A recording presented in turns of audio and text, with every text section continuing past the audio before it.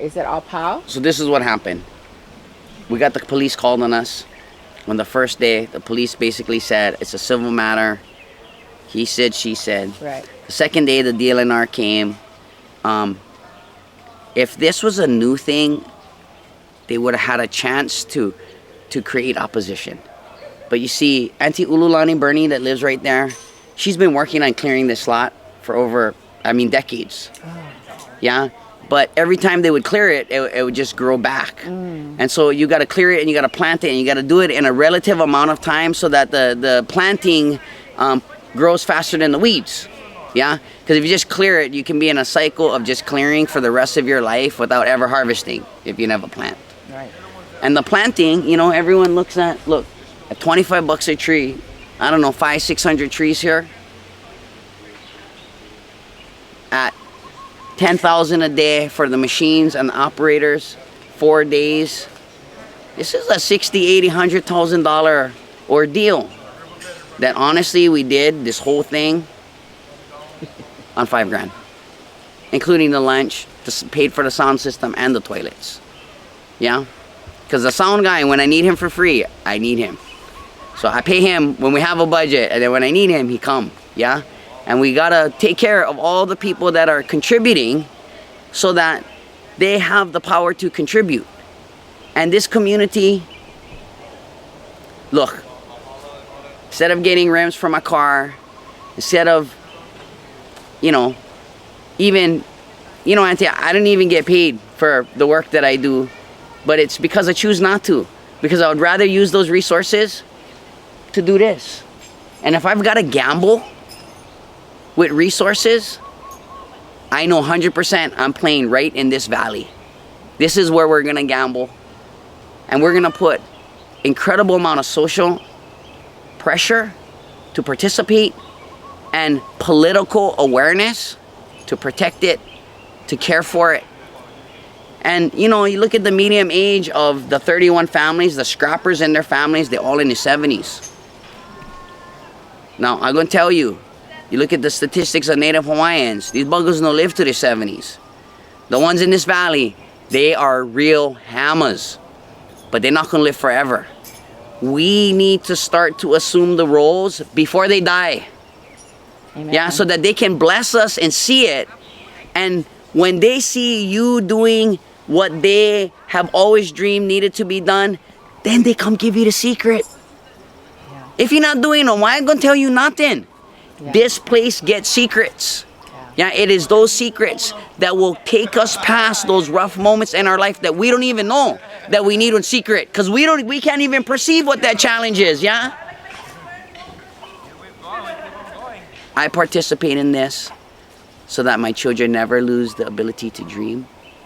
Yeah, I might not ever leave my kids $1 million, but I'm gonna leave them with 1 million opportunities to do whatever they put their mind to, because they have seen it happen. And they have seen it happen with nothing but prayer, yeah, and action. And you pray as hard as you work, and then you work as hard as you pray, and something breaks, yeah? But you gotta be prepared for the break. Because if you're just praying and waiting, then you're not working, and when the thing breaks, you can catch them because you're slow. Awesome. Can you talk about the water? This river get food. This river feed the valley green. I'm born and raised in Waianae, where they stole all 12 of our rivers. Yeah? Our valley used to be like this. But if I go cut you 12 times and let all the blood flow out of you, you're gonna look real different. The community that I was raised in looks nothing like the community of my grandparents or their grandparents. We've just had this situation where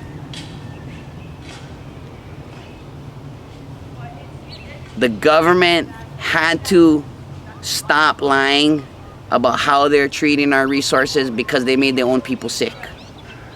Yeah? They was making the brown people sick. They would just blame something else. But their own people, the U.S. military has made U.S. military families sick from contaminated water. That is the only reason why the story broke. the group of occupiers known as the U.S. military would just as easy take this water before cleaning up the water that they contaminated. And if we lay idle and not show the resource living, yeah, just it flowing for me is enough. Just to see the fish, just to see the connection out, I know it's good. But these guys will have a scientist come and tell you that 50% of your water could be allocated to, you know, more viable human needs, yeah? The culture need the land to be healthy. Without one healthy land, your culture gonna be sick. How we make sure that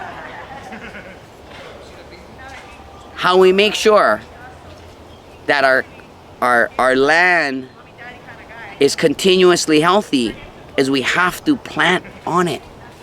Yeah, everyone's familiar with global warming.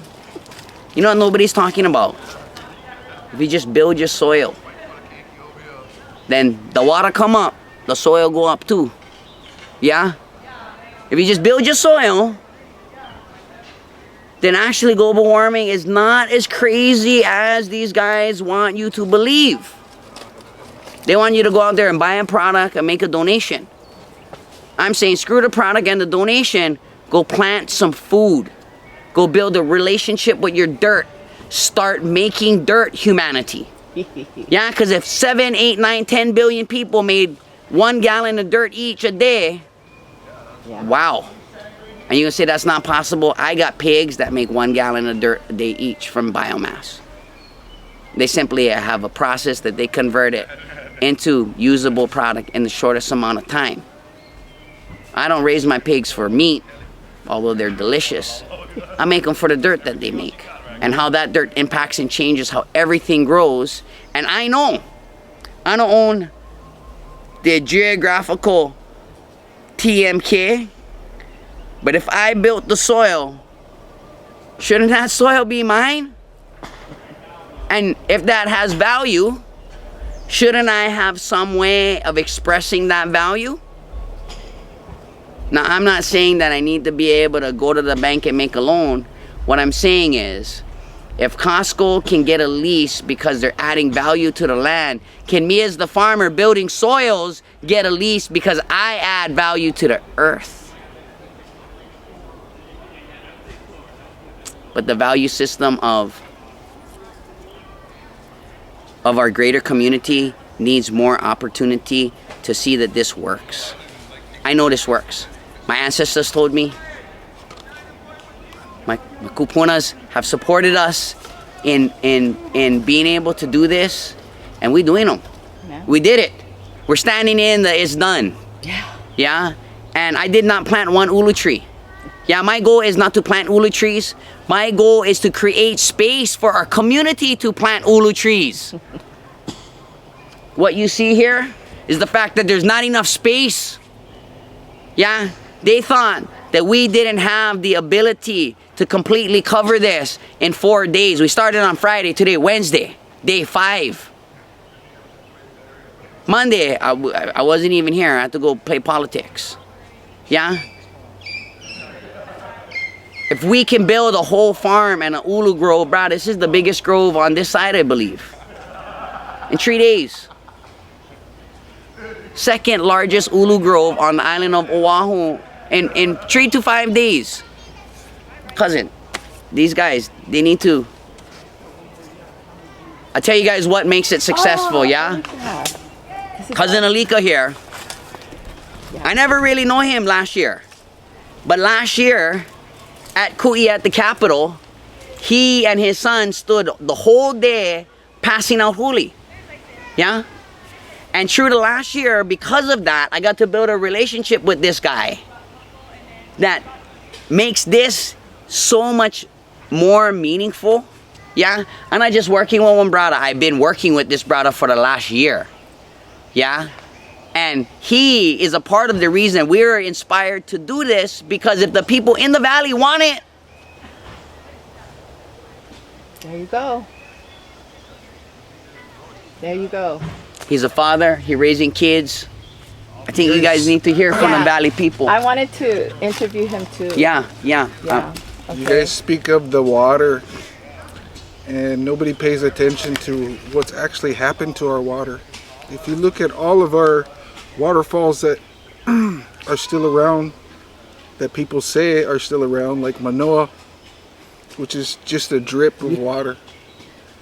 Waimea is becoming a trickle.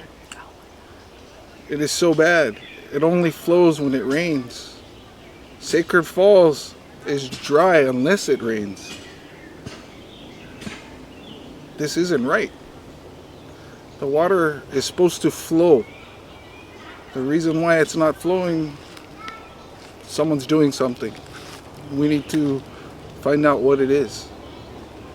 Currently we're here in Kahana because this is the last main water source on Oahu. If we don't hold this water source, we have nothing as a people. We lose our water, we lose everything. You can't grow, you can't clean, you can't do anything without water. Water is the main source of Hawaii. Hawaii means there is water. That's what it means. Hawaii. It means there is water. How many people know that Hawaii means there is water? Not very many. And we're currently losing our water, so there won't be water. You go down to Waimanalo, our reservoirs are drying up. They're drying up. What are we supposed to do as a people? We need to stand up now and do something about it to hold on to what we have left. If we don't make a stand now, our keiki and our keiki's keiki are going to have nothing for themselves. As we work this land here in Kahana, we find the iwi of our kupuna. Over 100-year-old iwi with stones that are just pohaku, unmarked. Only one of the kupuna that have ties to Kahana currently knows the names of the iwi. The work that we do today are for our kupunas that have passed. Not only for the future generations, but we stand up for the kupunas that stood up before us. We're just following in their footsteps. The king and queen believed that this side of the island was the hub of Oahu. This side of the island was where all business was taken care of. All the fruits and the food came from these aina.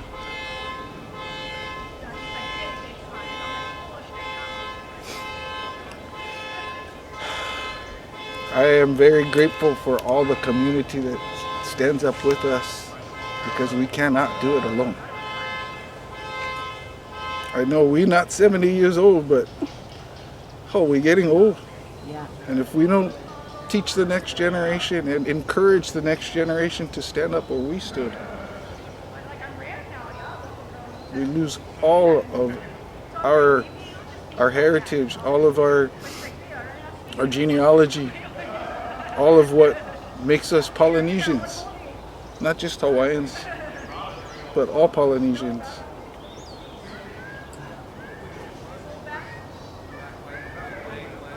Mahalo. Oh my gosh. Auntie, if you guys can, Yeah. I think you guys should come down to the other work site, Yeah. and then you should interview his boy and my oldest daughter, Okay. because I think that And the next our generation. goal is for our kids to buy in and want what we want, which is what the kupunas want. Yeah? But they gotta value it. Yeah. And so you guys get to kind of test and see, where our success really lies in. Because if our kids don't want to do it, fuck, we failed. Yeah. Yeah. Straight out. Yeah. And so I think it's important to understand, I think it's important for other people to understand that our kids are in. They need to be mentored, nurtured, encouraged, given the opportunity. They need to watch us fail, get back on our feet, do it again, be successful, grow incrementally, be consistent, right? Yeah. That's what they need to see. They just see us struggle, and they don't want to live that way. And I don't blame them. Yeah. And sometimes you gotta be old to understand why there was the struggle. If we can pass on the why, but the how to fix it at the same time, Yeah. then they're already equipped with the tools to be ahead of us. And I can tell you, our kids, they're ahead of us. Woo! Yeah! To the future. Okay, we'll see you in Punaluu land. See you in Punaluu, Yeah. Auntie. Blessings. Yeah. Yeah, you guys. Mahalo, Daniel. Thank you so much. Welcome, You answered welcome. to prayer because I was trying to find you too. And I have this guy a lot is of unreal. blood lineage that's connected to these lands. I am one of the many Kiawikulo Nakila Pia Naya Hanohano. And the Pia Naya Hanohano side has had blood ties to this land back from the king and queen from Kualoa to Halaiwa. Our family has helped to malama and caretake. Yeah, this is the bread basket for them, right? Yes. Yeah.